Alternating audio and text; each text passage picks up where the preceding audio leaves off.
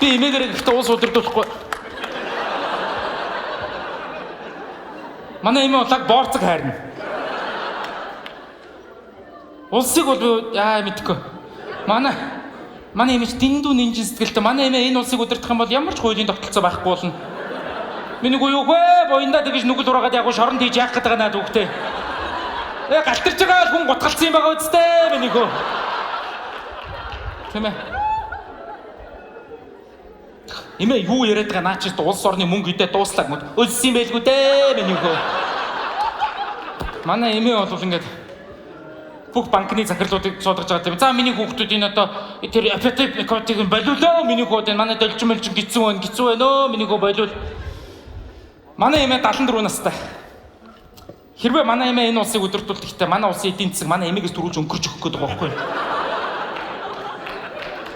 Тэгэхээр сэтгэлтэй хүн.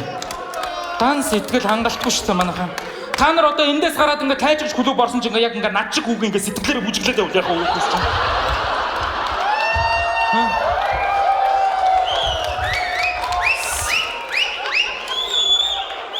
Гэхдээ эмээг одоо авчирчаа тайжгч клуб бүлгүй яриад байж болохгүй. Би ихтэй гайгүй хооцтой. Сайн нэг манай хануугийн үзүүлбэрийн өнөр эмээ эрхээ гаргаад ирсэн бузар гэсэн. Манай зарим улс төрчдөөс хүртэл ингээд нэг сэтгэл нэгтэй ханхлаад идэгтэй ингээд сууж муужаад ингээд сэтгэл гаргаад ингээд сууж муугаад идэв штэ.